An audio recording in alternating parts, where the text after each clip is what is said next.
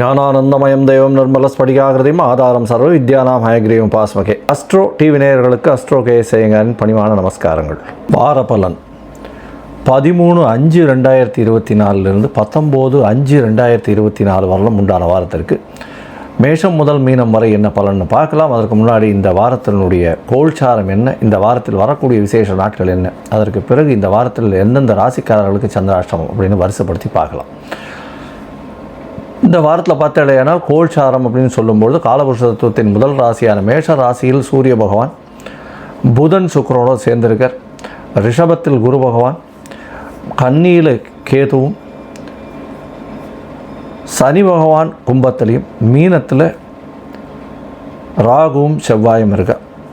இந்த வாரம் வரக்கூடிய பயிற்சிகள் மாற்றங்கள்னு பார்த்தோம்னா மாத கிரகமான சூரியன் மேஷத்திலிருந்து ரிஷபத்துக்கு 14ஆம் தேதி கார்த்தால போகிறார். வைகாசி மாதம் பிறக்கிறது. நம்ம சௌரமானம்ன்ற வழக்கத்தை கொண்டு உள்ளோம். அதனால் சூரிய பகவான் ஒரு ராசியிலிருந்து அடுத்த ராசிக்கு போகிறத சௌரமானமாக கொண்டாடி அது மாத பிறப்பு அப்படின்னு சொல்லி வைகாசி மாதம் 2வது மாதம் பிறக்கிறது அப்படின்றத சொல்கிறோம். இந்த மாதத்தில் இந்த வாரத்தில் பார்த்தலையானால் சந்திர பகவான் புனர்பூச நட்சத்திரம் மிதுன ராசியிலேயே இருக்கார். புனர்பூச நட்சத்திரம் மிதுன ராசியில் இந்த வாரத்தை ஆரம்பிக்கிறார். கார்த்தால 8:30 மணி வரலும் மிதுன ராசியிலேயே இருக்கார். அதற்கு பிறகு அவர் அஸ்த நட்சத்திரம் வரலும் போகிறார். அதாவது மிதுனம், கடகம், சிம்மம், கன்னி 4 ராசிகளை தாண்டி போகிறார். அஸ்த நட்சத்திரம் வரலும் போகிறார் கன்னியா ராசிக்கு. இந்த வாரத்தில் பார்த்தாலேயானால் சுப நிகழ்ச்சிகள் அப்படின்னு பார்க்கும்பொழுது பூச நட்சத்திரம் வருது. பூச நட்சத்திரம் 13ஆம் தேதி அன்றைக்கி அது ஒரு பெரிய விசேஷம். வடலூர் பூசத்துக்கே பெயர் போன இடம். தைப்பூசம் பெரிய விசேஷம். இருந்தாலும் எல்லா பூசத்திற்கும் வடலூரை நினைச்சு அங்கே இது வள்ளலாரை பற்றி சொல்லாத ஒரு நாளே இருக்காது. இந்த வாரத்தில் வரக்கூடிய இன்னொரு விசேஷ நாள் அப்படின்னு பார்க்கும்போது அஷ்டமி, அதாவது வளர்பிறை அஷ்டமி இந்த வாரத்தில் வருது. வளர்பிறை அஷ்டமி 15ஆம் தேதி வருது. நார்மலாக தேய்பிறை அஷ்டமிக்கும் வளர்பிறை அஷ்டமிக்கும் காலபைரவரை வணங்குவா. இருந்தாலும் காலபைரவரை வளர்பிறை அஷ்டமியில் வணங்குறவா தேய்பிறை அஷ்டமியில் வணங்காமல் இருக்கிறது சால சிறந்தது. ஏன்னா வளர்பிறை அஷ்டமியில் வணங்கக்கூடிய பைரவரை போய் வணங்கிட்டு வர்றதன் மூலியமாக நீங்கள் கேட்ட வரங்கள் அத்தனையும் கிடைக்கக்கூடிய வாய்ப்பு உண்டு. பிரச்சனைகள் எல்லாவற்றிலிருந்தும் கடன் எல்லா பிரச்சனைகள்லேருந்தும் வெளியில் வரக்கூடிய வாய்ப்புகள் உண்டு. கண் திருஷ்டி அதை தவிர உடல் நலத்தில் பாதிப்பு இதிலெல்லாம் கொஞ்சம் ஏற்றம் வரணும் அப்படின்னா வளர்பிறையில் வரத்தை கேட்கக்கூடியது அப்படின்னு சொல்லக்கூடியது போய் காலபைரவரை வேண்டிட்டு வாங்க, நல்ல ஒரு ஏற்றம் கிடைக்கும். இந்த வாரத்தில் ஞாயிற்றுக்கிழமை, அதாவது 19ஆம் தேதி அன்றைக்கி ஏகாதசி, சர்வ ஏகாதசி அன்றைக்கி வைணவர்களுக்கு ஒரு பெரிய ஏற்றம். அன்றைக்கி உண்ணா நோன்பு இருப்பாங்க, சாப்பிட மாட்டாங்க, சுஜ்ஜி பண்ணி சாப்பிட்றது வழக்கம். இந்த ஏகாதசியை பொறுத்தவரையிலும் பார்த்தாலேயானால் வைணவர்களுக்கு பெரிய ஏற்றமான விஷயம். சரி, இந்த வாரத்தில் பார்த்தேன்னா எந்தெந்த ராசிக்காரர்களுக்கு சந்திராஷ்டமம்னு பார்க்கும்பொழுது சந்திராஷ்டமம் விருச்சிக ராசிக்கு இருக்குது. கார்த்தால ஒரு 8:30 மணி வரலும் இருக்குது. அதற்கு பிறகு தனுசு ராசி, மகர ராசி, கும்ப ராசி, இந்த 4 ராசிகளுக்கு விருச்சிகம், தனுசு, மகரம், கும்பம் 4 ராசிகளுக்கும் சந்திராஷ்டம காலமாக இருக்கும். இந்த வாரத்தில் சந்திராஷ்டமம்னா உங்களுடைய பிறந்த ராசிக்கு 8ஆம் இடத்துல சந்திர பகவான் போகிறது சந்திராஷ்டமம்னு சொல்கிறோம். சந்திராஷ்டமத்துக்கு என்ன ஆகும் அப்படின்னா மதிகாரகன் மறைந்து இருக்கக்கூடிய காலகட்டம், மதி மயங்கக்கூடும், தவறான முடிவுகள் எடுக்கக்கூடும். அதனால் முடிஞ்ச அவ்வளவு புது முயற்சி வேண்டாம், வெளியூர் வெளிமான பிரயாணம் வேண்டாம்ன்றது சொல்கிறோம். இந்த வாரத்தில் பார்த்தாலேயானால் இந்த சந்திராஷ்டம தினத்தில் ஏதாவது பண்ண வேண்டிய கட்டாயத்தில் இருந்ததே ஆனால் நீங்கள் அருகில் இருக்கக்கூடிய கோசாலைக்கு போய் உங்களால் முடிஞ்ச அளவு ஒரு கீரைக்கட்டு, அதாவது அகத்தி கீரைக்கட்டு வாங்கி கொடுத்துட்டு வர்றதன் மூலியமாக இந்த சந்திராஷ்டமத்தின் தாக்கம் நிச்சயமாக குறையும். சரி, இந்த வாரப்பலன் மேஷம் முதல் மீனம் வரை எப்படி இருக்குன்றது பார்ப்போம். அதற்கு முன்னாடி என்னுடைய மொபைல் நம்பர் ஸ்க்ராலிங்கில் போயின்னு இருக்கு. உங்களுக்கு அஸ்ட்ராலஜிக்கல் கன்சல்ட் தேவைப்பட்டு தான் எனக்கு ஃபோன் பண்ணுங்க. உங்களுக்கு அப்பாயின்மெண்ட் தரேன். இது முதல்ல உங்களுடைய date, time, place of birth, உங்களுடைய நேம், பேரண்ட்ஸ் நேம் இது எல்லாத்தையும் அனுப்புங்க. இந்த பிடிஎஃப் ஜாதகத்தை பிடிஎஃப் போட்டதுக்கப்புறம் அதில் சந்தி இருக்கான்னு பார்க்கணும். அதாவது பாத சந்தி, நட்சத்திர பாத சந்தி, லக்ன சந்தி, ஒரு ராசிக்கும் அடுத்த ராசிக்கும் நடுவில் இருக்கான்றதை பார்க்கணும். அது தவிர எந்தெந்த கிரகங்கள் 2 மாற்றங்கள் ஏதாவது இருக்கான்றதை பார்க்கணும். பார்த்துட்டு இந்த சந்தியில் வரும்போது சில பேர்லாம் வந்து எனக்கு துலா ராசி அப்படின்னு சொல்லிட்டு இருப்பா, விருச்சிக ராசியில் இருக்கும். அதாவது விசாக நட்சத்திரம் 3ஆம் பாதம் நினச்சின்னு இருப்பா, 4ஆம் பாதத்தில் இருக்கும். அப்படியே வந்து 40 வயசு 45 வயசு பெருமாள்கிட்ட வேண்டின்னு இருப்பா, அர்ச்சனை பண்ணிலாம் இருப்பா, எனக்கு விருச்சிக ராசின்னு. அந்த மாதிரி நிறைய பேர் இந்த மாதிரிலாம் வந்துன்னு இருக்கா.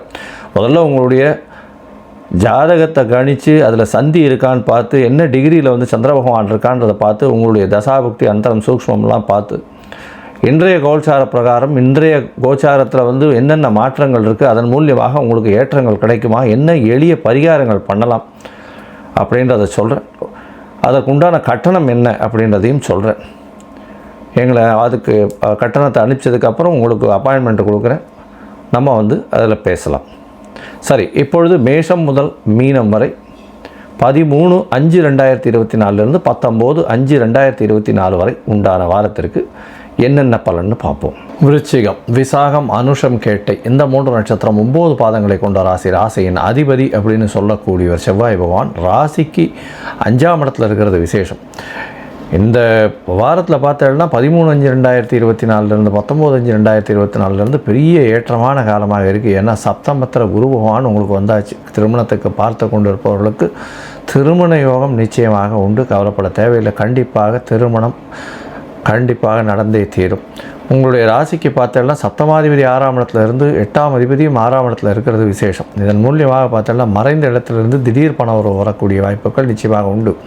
அர்த்தாஷ்டம சனி நடக்கிறது. உடல் நலத்தில் சற்று பிரச்சனைகள் இருக்கும். அது தவிர அலைச்சல் கொஞ்சம் அதிகமாக இருக்கும். எந்த ஒரு விஷயத்திலையும் வந்து நீங்கள் உடனடியாக முடிவெடுக்க முடியாமல் இருந்தது இவ்வளோ நாள். இப்போ வந்து சப்தமத்தில் குரு வந்ததுலேருந்து ஒரு பெரிய ஏற்றம் கிடைக்கக்கூடிய காலகட்டமாக இந்த வாரம் அமையிறது. 7ஆம் இடத்துல குரு பகவான் 10ஆம் அதிபதியோட சேர்க்கை, நல்ல ஒரு ஏற்றம், திடீரென்ற பணம் வரும், தொழிலில் பெரிய அபிவிருத்தி ஏற்படக்கூடிய வாய்ப்புகள் நிச்சயமாக உண்டு. 5ஆம் இடத்துல ராகு பகவானோட செவ்வாய் இருக்கிறது பார்த்தலையானால் நல்ல ஒரு ஏற்றத்தை கொடுக்கும். ஏன்னா 5ஆம் இடம் மிகவும் அதிகமாக வளரும், புதிய பதவி புகழ் அந்தஸ்து கௌரவம்லாம் வரக்கூடிய வாய்ப்புகள் நிச்சயமாக உண்டு. உங்களுடைய ராசிக்கு பார்த்தோம்னா குரு பார்க்கறதுனால சுபத்துவம் அடைகிறது, உடல் நலத்தில் நல்ல ஒரு ஏற்றம் இருக்கக்கூடிய காலகட்டமாக அமைய போகிறது. 11ஆம் இடத்துல இருக்கக்கூடிய கேது பகவான் மூலியமாக நல்ல ஒரு லாபம் கிடைக்கும், தொழிலில் பெரிய லாபம் கிடைக்கக்கூடிய வாய்ப்புகள் நிச்சயமாக உண்டு. இந்த வாரம் 13/5/2024 19/5/2024 வரை உண்டான வாரத்தில் சந்திர பகவான் உங்களுடைய ராசிக்கு 8ஆம் இடத்துல இந்த வாரம் காத்தால வந்து 8:30 மணி வரலும் சந்திராஷ்டம காலமாக இருக்குது. அதனால் முடிஞ்ச வரலும் யாருக்கு ஜாமீன் கையெழுத்து போடுறது இந்த மாதிரியான விஷயங்கள் பண்ணாதீங்க. பொறுமையாக இருக்கிறது ரொம்பவும் நல்லது. அதற்கு பிறகு பார்த்தோம்னா உங்களுடைய ராசிக்கு 9ஆம் இடத்துல சந்திர பகவான் ஆட்சி பெற்று போகிறார். நல்ல ஒரு ஏற்றம் கிடைக்கக்கூடிய காலகட்டம். 9ஆம் இடத்துல போய் ஆட்சி பெறுறதுனால தந்தையின் மூலியமாக பொருள் வரக்கூடிய வாய்ப்புகள் உண்டு. திடீர் பணம் வரும். பார்ட்னர்ஷிப் பிஸ்னஸில் நல்ல ஒரு ஏற்றம் கிடைக்கக்கூடிய காலகட்டம். இது வந்து 15ஆம் தேதி சாயந்தரம் ஒரு 6 மணி வரலும் இருக்கக்கூடிய காலகட்டமாக இருக்கும். அதற்கு பிறகு சந்திர பகவான் 10ஆம் இடத்துக்கு வரார். 10ஆம் இடத்துல வரும்பொழுது பார்த்தோம்னா சனி பகவானுடைய பார்வை இருக்கும். 4ஆம் இடத்துல இருக்கக்கூடிய சனி பகவான் 10ஆம் இடத்தை பார்க்குற சந்திர பகவானையும் பார்க்கறதுனால தந்தையின் உடல்நிலை சற்று செட்பேக் இருக்கும். வெளிநாட்டு போய் படிக்கணும்னு நினைக்கிறவாளுக்கு கொஞ்சம் பிரச்சனைகள் இருக்கக்கூடிய வாய்ப்புகள் மிகவும் அதிகமாக இருக்கும். இருந்தாலும் வெளிநாட்டு யோகம் நிச்சயமாக உண்டு. ஏன்னா உங்களுடைய ராசிக்கு 12ஆம் இடத்து அதிபதி 12ஆம் இடத்தை பார்க்குறது சுபத்துவம் அடைகிறது பெரிய விசேஷம். 8ஆம் அதிபதியும் வந்து 12ஆம் இடத்தை பார்க்குறாரு. அதனால் கண்டிப்பாக வெளிநாடு போகக்கூடிய யோகம் உண்டு. உங்களுக்கு வந்து படிக்கிறதுக்குன்னு வெளிநாடு போகக்கூடிய யோகம் நிச்சயமாக இருக்கும். உங்களுடைய ராசிக்கு பார்த்தோம்னா புதிய வேலை கிடைக்கக்கூடிய பாக்கியம் உண்டு. வேலையில் பெரிய ஏற்றம் கிடைக்கும், புதிய ப்ரமோஷன் கிடைக்கக்கூடிய வாய்ப்புகள் உண்டு. உங்களுடைய ராசிக்கு 11ஆம் இடத்துல சந்திர பகவான் போகிறார். அது வந்து 18ஆம் தேதி கார்த்தால் ஒரு 8:30 மணியிலிருந்து 20ஆம் தேதி கார்த்தால் வரலும் சந்திர பகவான் அங்கே இருக்கார். இதன் மூலியமாக பார்த்தேனால் நல்ல ஒரு ஏற்றம் கிடைக்கும், தொழிலில் பெரிய அபிவிருத்தி கிடைக்கும்.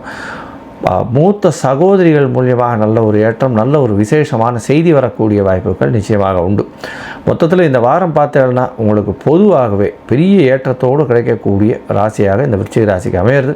இந்த விருச்சிக ராசிக்காரர்களுக்கு மெயினாக வந்து இந்த அம்மன் கோவிலுக்கு போயிட்டு வாங்க. சொந்த ஊர் கோவிலுக்கு போயிட்டு இந்த காளி, பத்ரகாளி அந்த மாதிரி இந்த எல்லை தெய்வம் இருப்பாங்க, அதாவது இந்த ஐயனார் இந்த மாதிரியான எல்லை தெய்வம் இருப்பாங்க. அவங்களுக்கு ஒரு எலுமிச்சம்பழம் மாலை பொண்ணு போட்டு வாங்க. வந்துட்டு இங்கே வந்து அம்மன் கோவில், இந்த மாங்காடு அம்மன் கோவிலில் போய் சேவிச்சுட்டு வாங்க. உங்களுக்கு எல்லா விதமான தோஷங்கள் இருந்தாலும் சந்தோஷம் மட்டுமே மிஞ்சும் அப்படின்றத சொல்கிறேன். லோகா சமஸ்தா சுகினோ பவந்து. நன்றி, நமஸ்காரம்.